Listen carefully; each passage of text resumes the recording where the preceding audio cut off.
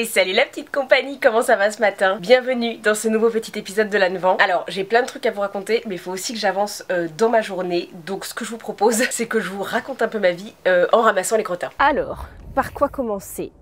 Aujourd'hui pour moi c'est mercredi et pour autant je ne vais pas faire grand chose ici. Tout simplement parce que lundi, donc il y a 2 jours, j'ai été opérée. J'ai subi une petite intervention. Alors rassurez-vous, absolument rien de grave, mais déjà ça m'a pas mal fatiguée et ensuite j'ai des points de suture qui picotent, qui tiraillent, donc forcément je suis pas très vaillante et le mood est plutôt à la tranquillité et au repos, même si bon j'ai pas spécialement le time, mais on essaye quoi on va dire. Voilà, donc ça c'était lundi et hier j'avais un concert le soir, mais ce qui fait qu'on a répété une bonne partie de la journée et ça pareil avec une intervention toute fraîche de la veille.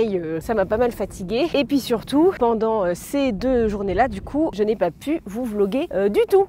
J'allais pas vous faire un vlog hosto, ça aurait été un peu triste. C'est donc pour ça qu'aujourd'hui on a beau être mercredi, je ne vais pas faire de balade, je ne vais pas faire de séance, tout ça. Je vais faire plus ou moins le strict minimum et ça plus le fait que je ne vous ai pas filmé d'Annevan depuis 2 jours, et ben ça fait que j'ai un peu perdu l'avance que j'avais. Je n'ai plus que 2 jours d'avance dans les vidéos qui sont déjà uploadées et ça me fait un peu peur parce que du coup on se rapproche un peu du flux tendu et c'est pas idéal. J'avais pas trop envie d'en arriver là, c'était très confortable d'avoir plusieurs jours d'avance et là le fait de l'avoir presque rattrapé plus le fait que je vais pas vous filmer grand chose aujourd'hui, c'est le moment où j'ai peur que ce calendrier de l'Annevan devienne inintéressant, voire même ait des trous. Et alors je sais que c'est pas grave et je sais que vous me pardonneriez totalement et que vous comprendriez totalement s'il manquait une journée ou 2, mais voilà, c'est moi, je me fous la pression toute seule, c'est tout.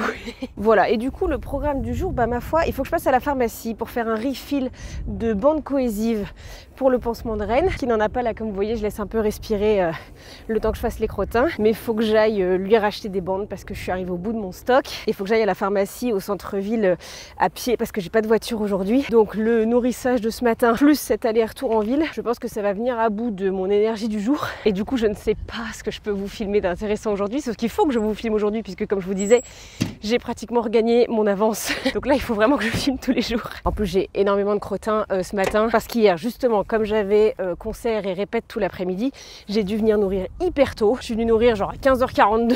Forcément ce matin j'ai beaucoup plus de crottins. Je pense que j'en ai au moins pour 2 ou 3 brouettes, c'est formidable. Écoutez, maintenant que vous savez tout ce petit contexte, on va bien voir ce que ça donne la journée d'aujourd'hui. Je vais essayer de trouver des trucs intéressants à vous montrer ou à vous raconter et je suis sûre que même si c'est nul et qu'il n'y a pas grand chose, vous serez extrêmement compréhensif et compréhensible.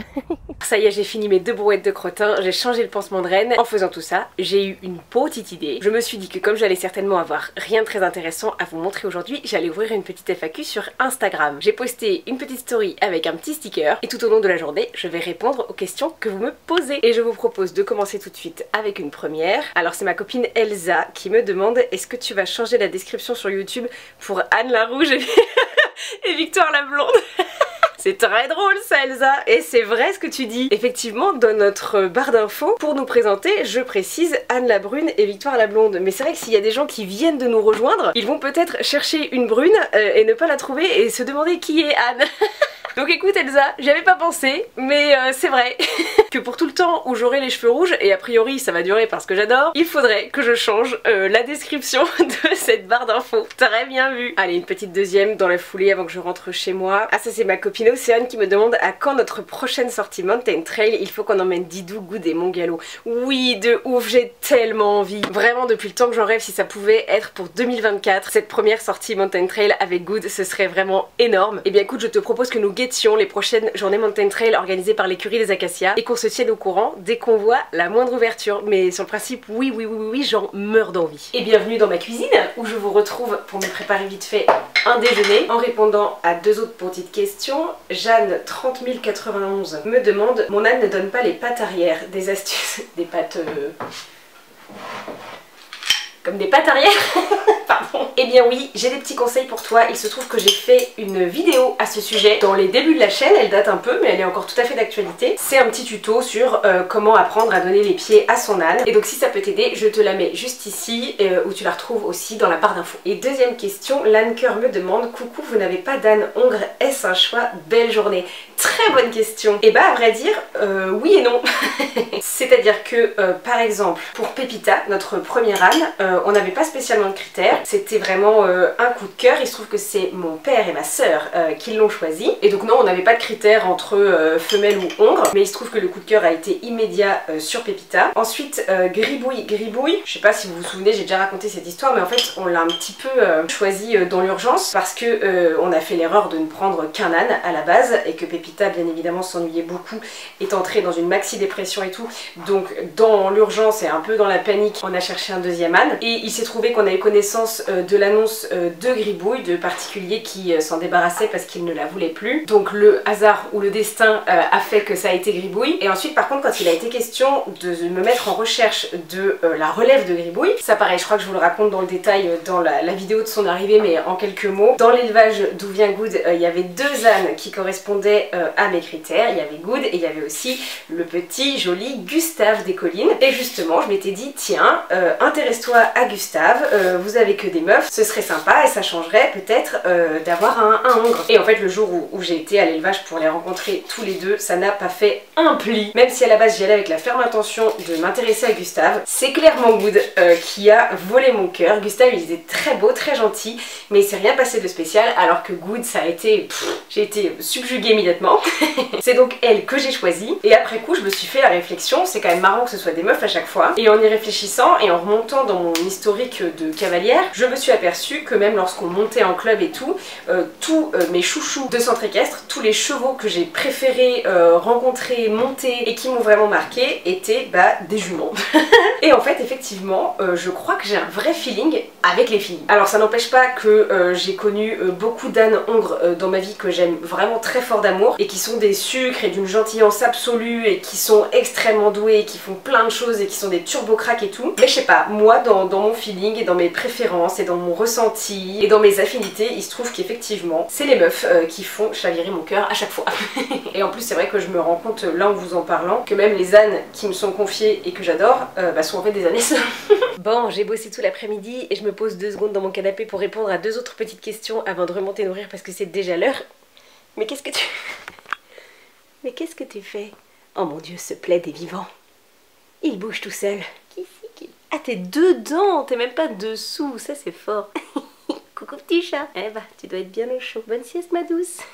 Alors, Camille Gabriel 92 me demande: après le Canada, as-tu une autre destination de rêve? Eh bien, à vrai dire, non. Si vous avez vu notre avant-dernier calendrier de l'Advent, celui dans lequel on donnait des petits faits sur nous, vous savez que Victor et moi, on est assez casanières, on ne rêve pas spécialement de grands voyages. Le Canada, c'était le voyage d'une vie, dont le but était de réaliser mon rêve absolu, c'est-à-dire de voir des baleines. Et c'est fait, j'ai vu de mes yeux des baleines à bosse et je peux mourir heureuse. Et du coup, à part ce voyage, eh bah non, j'ai pas spécialement d'autres destinations de rêve. Par contre, on a absolument adoré le Canada. À la base, vraiment, la destination était un prétexte. Le but, c'était vraiment de voir des baleines, peu importe où c'était. Mais il se trouve qu'on est absolument, mon chéri et moi, tombés sous le charme du Canada. Et du coup, on en est reparti en se disant qu'un jour, on avait très envie d'y retourner. Mais on s'est dit en rigolant que vu que c'était un peu le grand voyage pour fêter nos 10 ans de couple, et bah, on y retournerait pour nos 20 ans. Voilà. Deuxième petite question. À vrai dire, non, c'est pas une petite question. C'est Marie qui me demande...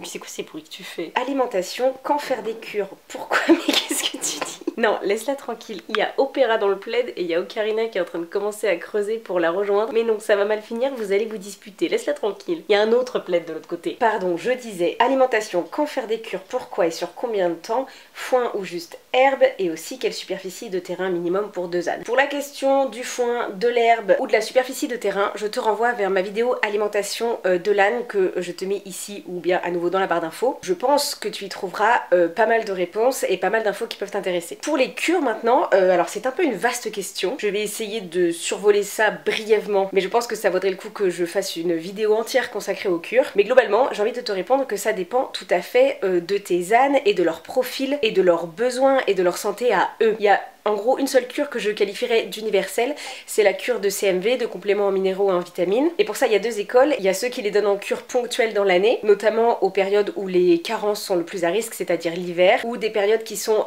fatigantes pour l'organisme, c'est-à-dire notamment les périodes de mue, donc l'automne quand ils refont leur poil et le printemps quand ils le perdent. Et puis il y a aussi ceux qui le donnent absolument toute l'année. Et j'avoue que plus je me renseigne et plus j'aurais tendance à suivre cette team là. C'est d'ailleurs pour ça que mes propres ânesses ont des CMV toute l'année. C'est ça que je leur donne quand vous me voyez donner des rations. C'est pas un aliment parce qu'elles en ont pas besoin, elles sont bien assez grassouillettes comme ça. Mais par contre elles ont un complément en minéraux et en vitamines pour apporter tous les nutriments nécessaires qu'elles ne trouvent pas forcément dans le foin et l'herbe. Voilà, ça c'est pour la cure qui pourrait convenir en gros à tous les équidés, bien que même dans le choix des CMV il faut faire attention justement au profil de son propre équidé, à son métabolisme, à ses besoins, etc. Un CMV ça se personnalise aussi en fonction des besoins de chaque individu, mais c'est un complément dont tous les équidés pratiquement, entre énormes guillemets, ont besoin. Et après ça il y a les cures plus ponctuelles, et alors là vraiment plus que jamais ça dépend de ton âne. Il existe des cures pour plein de choses, il y a des cures par exemple de boost immunitaire qui peuvent être données pendant ou après un épisode de maladie, ou bien encore une fois aux périodes de changement de saison qui sont un peu dures pour l'organisme. Il y a aussi des cures pour les articulations, pour les vieux équidés ou les équidés qui souffrent d'arthrose, ce genre de choses pour leur apporter un petit peu de confort. Et ça pareil ça peut être donné à différents moments de l'année, pendant l'hiver par exemple quand il fait froid et que les articulations sont un peu raides et tout, ou alors ça peut être donné pendant les crises d'arthrose parce que l'arthrose souvent c'est par crise, il y a des périodes où ça va et des périodes où ça va moins bien. Dans ces périodes là on peut complémenter pour aider, pour apporter un peu de confort. Il y a des cures par exemple de pré et ou probiotiques qui peuvent être intéressantes par exemple après la prise d'un vermifuge ou après une prise d'antibiotiques par exemple pour lui refaire un petit peu une flore intestinale. Il y a des cures pour la respiration, pour les équidés qui sont par exemple emphysémateux, ce genre de choses. Il y a des cures aussi bien évidemment dont je suis grande cliente pour lutter et aider à prévenir la fourbure, qui se donne en général aux périodes à risque aussi, c'est-à-dire printemps et automne. Il y a aussi des cures juste pour l'état général, la beauté du poil, la qualité des sabots, etc. Enfin voilà, en gros il existe des cures pour à peu près chaque besoin, et ces besoins, et bah c'est en fonction de ton ou tes équidés individuellement.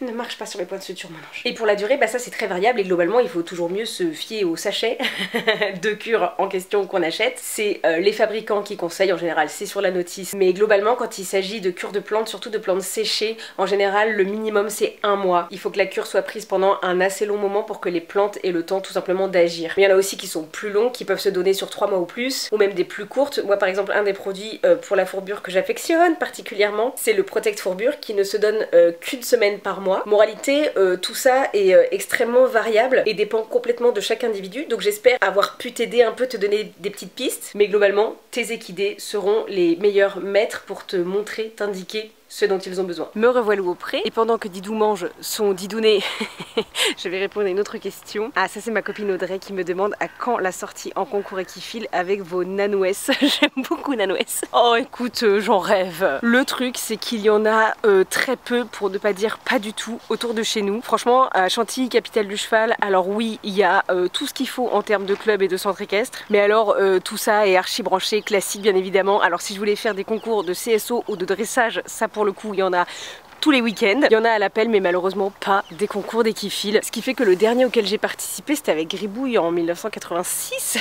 Non, je rigole, mais c'est vieux, c'était avant le Covid, je pense, ça doit dater de 2019 ou 2020. Je vous le mets ici, si vous voulez le voir potentiellement. C'était un concours non officiel qui avait eu lieu juste à côté de chez moi et c'était génial et ça m'avait tellement donné envie de continuer. Mais vraiment, il y a juste pas ça autour de chez nous et je rêve, je guette, je tends l'oreille, mais c'est extrêmement rare alors que j'en rêve d'y retourner déjà avec Gribouille et surtout d'en faire un avec Good. Je rêverais qu'elle fasse son premier concours officiel d'équifile. Pour l'instant, Good, le seul concours d'équifile qu'elle ait fait, c'est un concours totalement amical organisé entre nous. C'est notre amie Perrine qui avait organisé ça à la période de Noël. Pareil, il y a quelques années aussi maintenant. Je crois que j'avais fait une vidéo aussi. Victor avait participé avec 10 de cœur. Pareil, je vous mets là et dans la barre d'infos si vous voulez revoir ça. Mais voilà, c'était vraiment entre amis et tout ce qu'il y a de moins officiel. Mais j'en rêve, vraiment j'en rêve. D'ailleurs, si vous êtes de mon coin, c'est-à-dire de l'Oise et plus précisément de la Picardie, et que vous avez vent de concours d'équifile, par pitié, écrivez-moi, tenez-moi au courant. Je rêve d'en faire avec Gribouille et avec Good.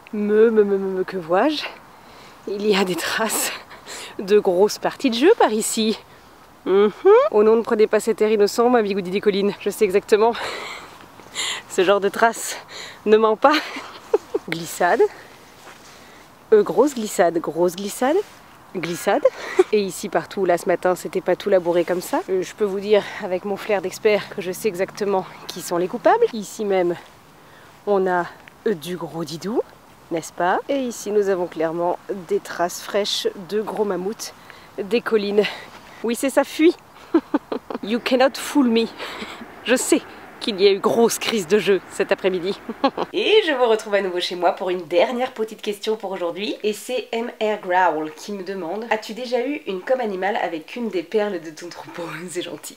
Eh bien oui, tout à fait. J'en fais minimum une par an avec Gribouille et Good. Souvent d'ailleurs en début d'année pour faire un petit bilan, savoir si tout va bien, si elles se sentent bien, ce qu'elles ont envie de faire, tout ça tout ça. Donc j'en fais ouais minimum une par an. Mais à côté de ça j'en fais aussi parfois d'autres dans l'année ponctuellement pour des trucs précis quand j'ai vraiment une question à poser, un truc à savoir. J'en avais fait une par exemple pour le débourrage de Good, pour la prévenir, pour savoir si elle était d'accord, si elle était ok avec ça, tout ça tout ça. Ou par exemple aussi quand elle s'était blessée, quand l'accident avait eu lieu, pareil pour lui expliquer que ça allait être une convalescence longue et qu'elle allait rester dans son petit paddock et tout ça. Enfin voilà, une sur par an et puis d'autres fois dans l'année ponctuellement si j'ai besoin. Et puis m'étant formée moi-même avec mon amie Emma, qui est d'ailleurs notre communicatrice animale attitrée et qui fait des stages d'initiation, et ben on s'est formé avec Victoire puisque il y a 2 ans je crois, à Noël j'avais offert à Victoire un bon pour un week-end d'initiation à l'ACA avec Emma. On avait fait le stage toutes les deux et du coup depuis je pratique aussi un petit peu moi-même. Alors pas du tout aussi souvent et régulièrement que je voudrais, mais de temps en temps quand j'ai le temps j'aime bien proposer des petites coms